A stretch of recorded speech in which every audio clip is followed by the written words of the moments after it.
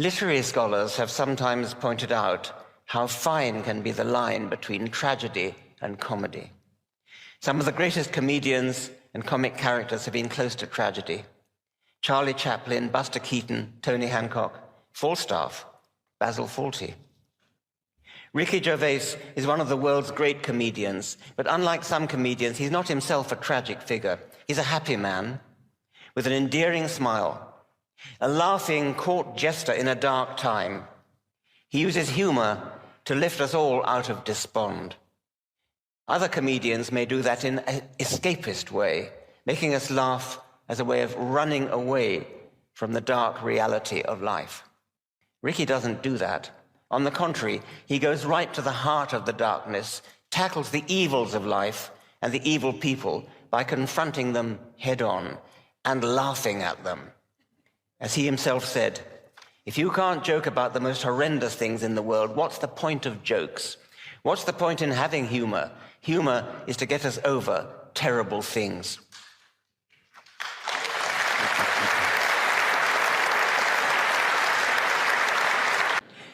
I'm going to end my acclamation of this witty hero of atheism and reason with a quite long series of quotations from him, because I think they're so wonderful. On life and death, it's a strange myth that atheists have nothing to live for. It's the opposite. We have nothing to die for. We have everything to live for.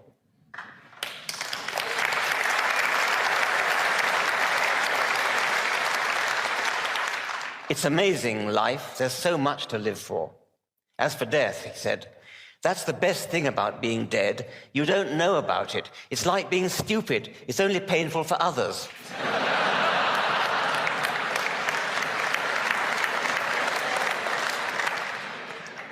The doctrine of hell is one of the most evil things about both Christianity and Islam. At least it is to the extent that people really believe it.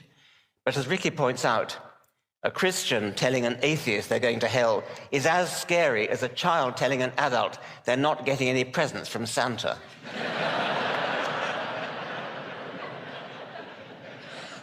Another wonderful sally. Remember, if you don't sin, Jesus died for nothing.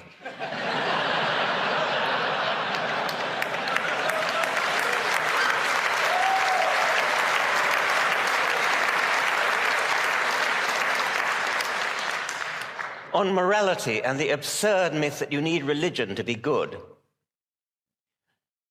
Do unto others is a good rule of thumb. I live by that.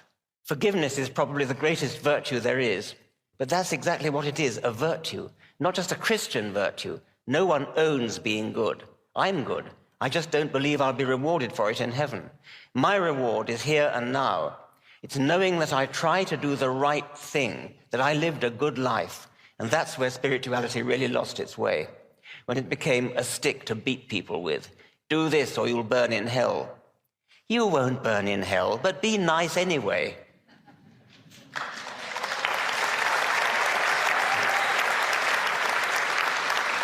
And one of the things that you'll notice about Ricky, if you follow him on Twitter, for example, is how nice he is.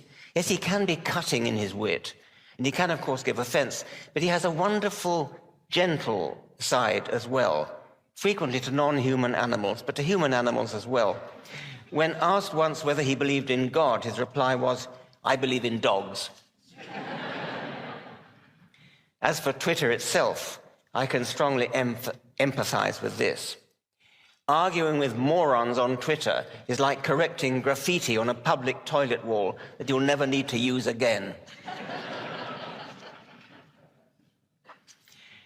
I've read that Ricky had an early ambition to be a scientist, and his attitude to science seems to me exactly right. Though, of course, he wouldn't claim to be a scientist. To quote him, science seeks the truth, and it does not discriminate. For better or worse, it finds things out. Science is humble. It knows what it knows, and it knows what it doesn't know. It bases its conclusions and beliefs on hard evidence, evidence that is constantly updated and upgraded. It doesn't get offended when new facts come along. It embraces the body of knowledge. It doesn't hold on to medieval practices because they are tradition. And the following seems to me to show an admirably scientific attitude to theology. The existence of God is not subjective. He either exists or he doesn't. It's not a matter of opinion. You can have your own opinions, but you can't have your own facts. Ricky is immensely famous, of course, and he's very gracious about being stopped in the street and other aspects of fame. But being famous also prompted a typically witty remark on the subject of the widespread belief that only religious people are moral.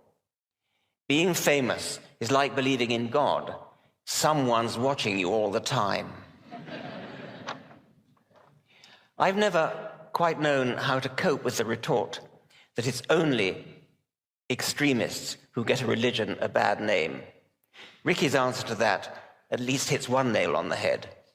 You can easily spot any religion of peace. Its extremist members would be extremely peaceful.